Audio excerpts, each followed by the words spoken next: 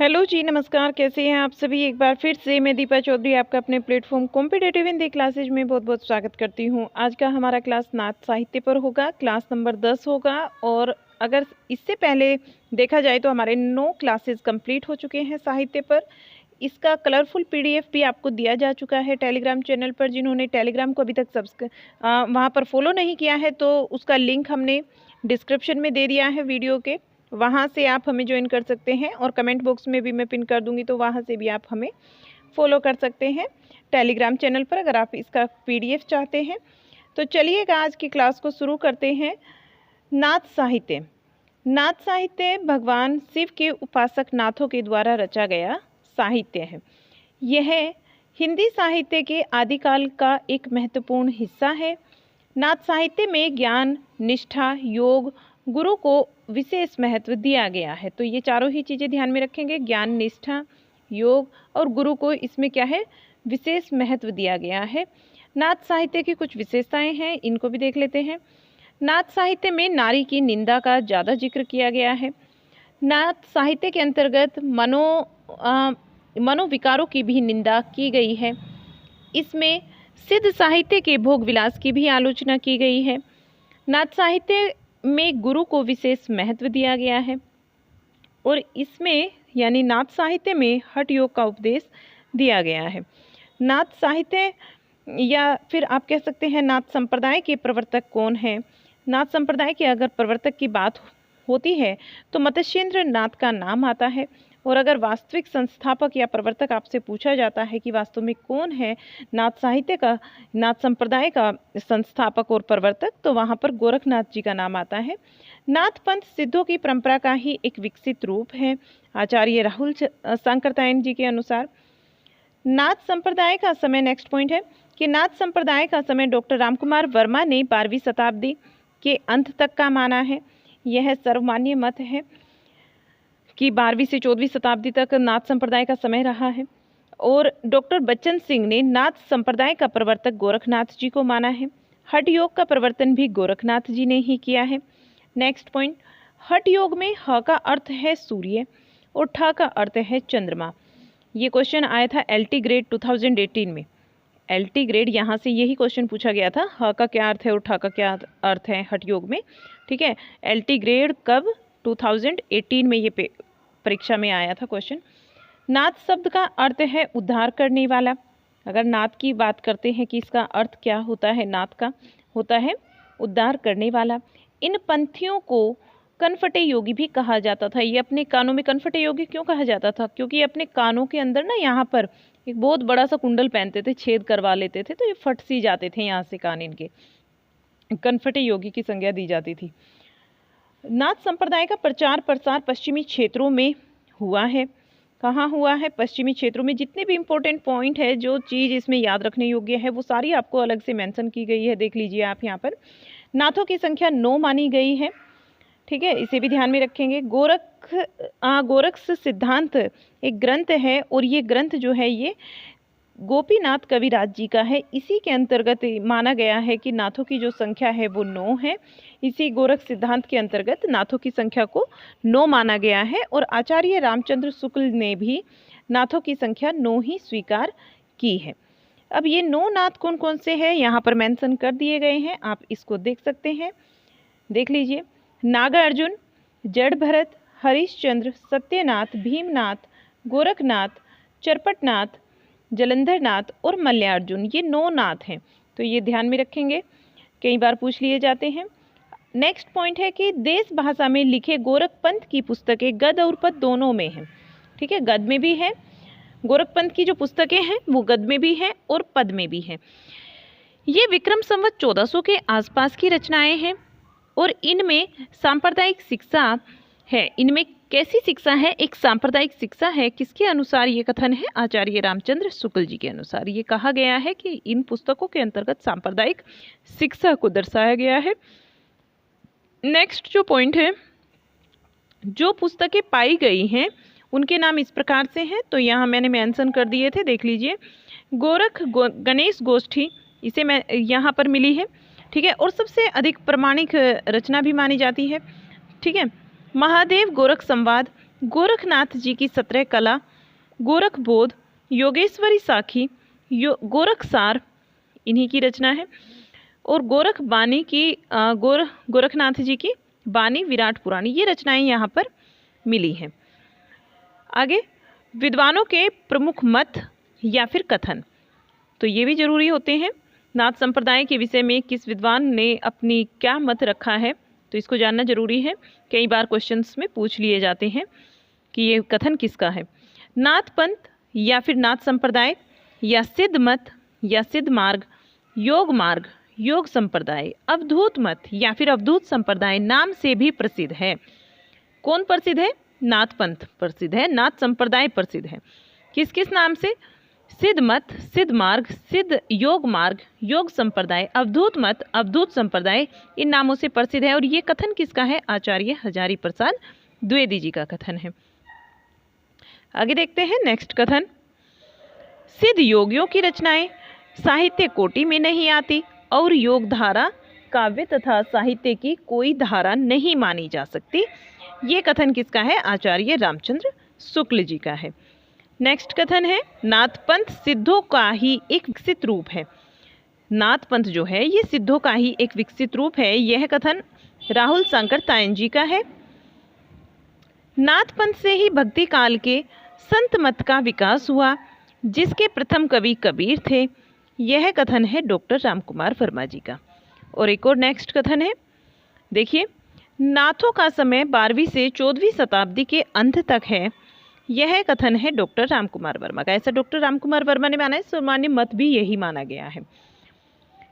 एक और कथन आपको देखने को मिलेगा, देखिएगा। सिद्धों की वाम मार्गी भोग प्रधान योग साधना की प्रतिक्रिया स्वरूप आदिकाल में नाथपंथियों की हठ योग साधना का प्रारंभ हुआ है। यह कथन डॉक्टर नगेंद्र का है।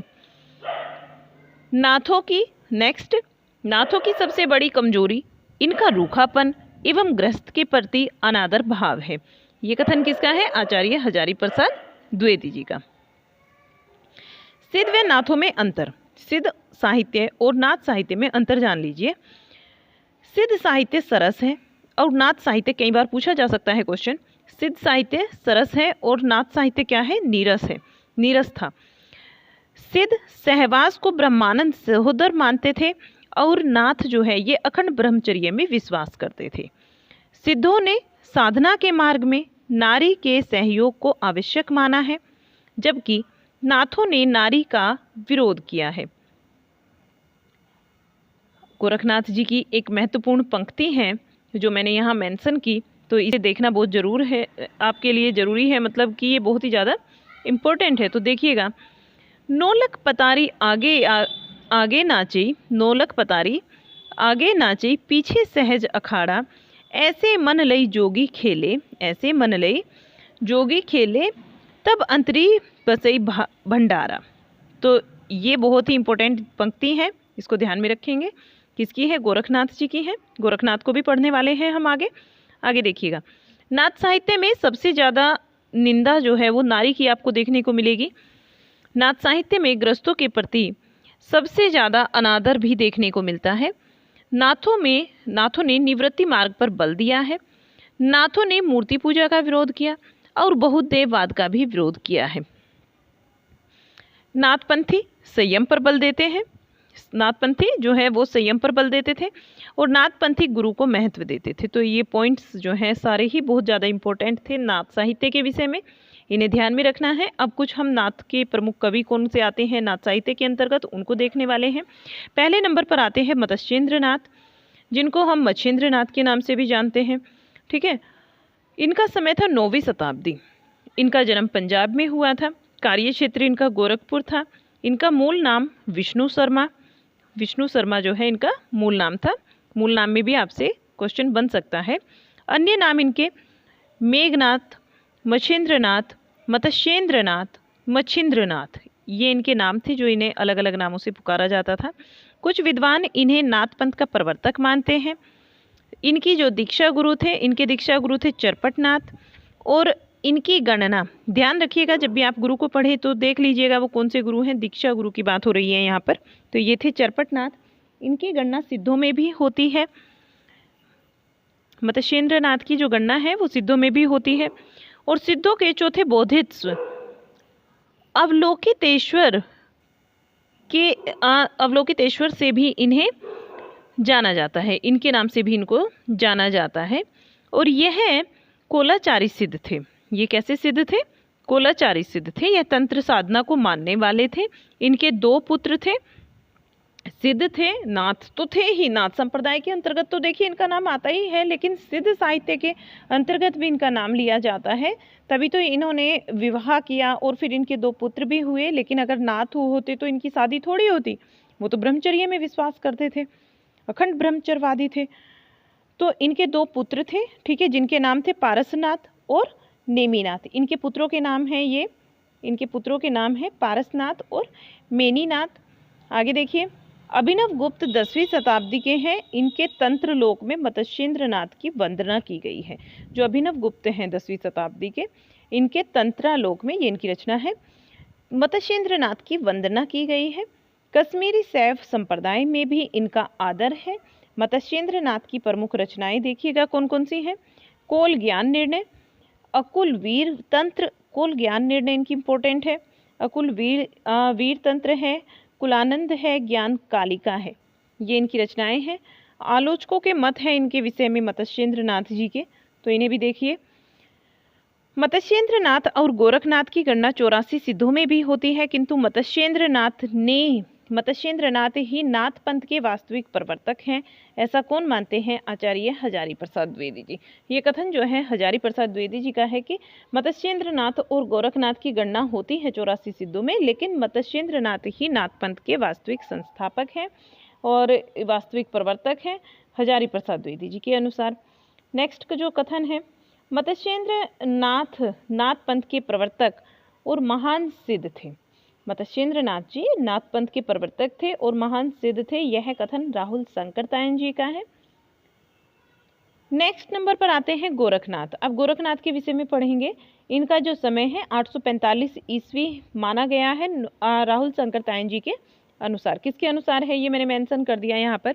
राहुल शंकरतायन जी ने इनके समय को 845 ईस्वी माना है। 9वीं शताब्दी माना है हजारी प्रसाद द्विवेदी जी ने और 11वीं शताब्दी माना है डॉक्टर पीताम्बर दत्त बड़तवाल जी ने। ध्यान में रखेंगे 11वीं शताब्दी पीताम्बर दत्त बड़तवाल के अनुसार, 9वीं शताब्दी हजारी प्रसाद द्विवेदी जी के अनुसार है। राहुल शंकरतायन जी ने 845 ईस्वी माना है। इनका जो जन्म हुआ था ये पंजाब में हुआ। गोरखपुर जो है वो इनका कार्य क्षेत्र था। डॉक्टर बच्चन सिंह ने गोरखनाथ को नाथ पंथ का प्रवर्तक माना है। डॉक्टर बच्चन सिंह मानते हैं, हजारी प्रसाद द्विवेदी मत्स्येंद्र नाथ को ही मानते हैं नाथ पंथ का प्रवर्तक, ठीक है। और बच्चन सिंह जो हैं ये मानते हैं गोरखनाथ को। वैसे माना गोरखनाथ को ही जाता है वास्तविक संस्थापक। गोरखनाथ को नाथ साहित्य का प्रवर्तक माना जाता है। गुरु, एक बार ये क्वेश्चन ना यहाँ से ये बना था आपका टीजीटी में। ये टीईटी जो होता है यूपी में, यूपी टीईटी में आया था करीब आपका 2017-18 के टाइम पर आया था ये क्वेश्चन यहाँ से कि इसका नाथ पंथ का प्रवर्तक कौन है। तो उसमें दोनों ऑप्शन थे, मत्स्येंद्र नाथ भी था और गोरखनाथ भी था। तो कंफ्यूज्ड हो गए थे बच्चे इस क्वेश्चन का आंसर लगाने में कि क्या लगाना है हमें। गोरखनाथ को नाथ साहित्य का प्रवर्तक माना जाता है। यह हो गया आपका। वास्तविक संस्थापक की बात आती है तो आप गोरखनाथ को ही लगाएंगे। इनके गुरु मत्स्येंद्र नाथ थे। भाषा इनकी सदुक खड़ी थी, जो कि राजस्थानी मिश्रित खड़ी बोली बोलते हैं जिसको। हिंदी इन्होंने क्या किया था, इन्होंने हठ योग का प्रवर्तक माना जाता है इन्हें। हठ योग मैंने समझा दिया आपको। ह का अर्थ होता है इसमें सूर्य, हठ की बात हो रही है ना। ह का अर्थ होता है आपका सूर्य और ठ का अर्थ होता है आपका चंद्रमा। 60 चक्रों वाले योग मार्ग का प्रवर्तक भी गोरखनाथ को ही माना जाता है। तो देखिएगा जो 60 चक्रों वाला योग मार्ग है इसका प्रवर्तक भी गोरखनाथ को ही माना जाता है। नाथ पंथ में यह शिव के अवतार माने जाते हैं। कौन माने जाते हैं शिव के अवतार नाथ पंथ के अंतर्गत? गोरखनाथ जी माने जाते हैं। मिश्र बंधुओं ने इन्हें प्रथम गद लेखक माना है। जो मिश्र बंधु हैं, मिश्र बंधुओं के अंतर्गत कौन कौन आता है, ये क्वेश्चन आपसे बनेगा क्योंकि ये मैं पढ़ा चुकी हूँ जब मैंने आपको मिश्र बंधु विनोद के विषय में पढ़ाया था तो तभी मैंने आपको बताया था कि इसके अंतर्गत कौन कौन लेखक आते हैं। तो ये आप कमेंट बॉक्स में बताएंगे, आज का आपका क्वेश्चन बनता है। प्रमुख रचनाएं इसकी, नगरी प्रचारणी सभा के द्वारा इनके ग्रंथों की संख्या 40 मानी गई है। मिश्र बंधुओं ने इनकी 10 रचनाएं प्रमाणिक मानी हैं। गोरखनाथ जी की, वैसे इनकी जो नागरी प्रचारणी है उसने 40 मानी है, तो ध्यान में रखेंगे 40 किसने मानी है, नागरी प्रचारणी सभा ने, मिश्र बंधुओं ने मानी है 10। डॉक्टर पीताम्बर दत्त बड़तवाल ने 14 रचनाओं का उल्लेख किया और 13 को इन्होंने प्रमाणिक माना है। उनका प्रकाशन 13 को प्रमाणिक माना और इनका जो प्रकाशन है 1930 में गोरखबानी के नाम से किया। देखिए आगे, ज्ञान चौतीसा का प्रकाशन डॉक्टर पीताम्बर दत्त बड़तवाल नहीं कर पाए थे। ज्ञान चौतीसा इनकी रचना है जो कि 14वें नंबर की रचना है, जिसको इन्होंने प्रमाणिक नहीं माना। ठीक है, 13 को ही प्रमाणिक माना है। गोरखनाथ जी की रचनाएं डॉक्टर पीताम्बर दत्त बड़तवाल के अनुसार, पूरा नाम बड़तवाल जी का यही है, पीताम्बर दत्त बड़तवाल। आगे देखिए, इनकी रचनाएं शब्दी पद, शब्दी जो है ये सबसे ज़्यादा प्रमाणिक है। शब्दी को आप स्टार लगा लीजिए, सबसे ज़्यादा प्रमाणिक रचना है इनकी। शब्दी पद, प्राण संकली, सप्तवार, 15 तिथि, पंचमात्रा, नरवई बोध, अभय जोग, शिष्य दर्शन, आत्मबोध, ये इनकी अप्रमाणिक रचना है। मच्छिंद्र गोरख बोध, रोमावली, ज्ञान तिलक, ज्ञान चौतीसा समय पर उपलब्ध नहीं हो पाई। ठीक है, यहाँ तक की रचनाएं समझ आई आपको। क्लास कैसी लगी? अभी तक भी अगर आपने चैनल को सब्सक्राइब नहीं किया तो सब्सक्राइब कर लीजिए और क्लास को लाइक ज़रूर कर दीजिए।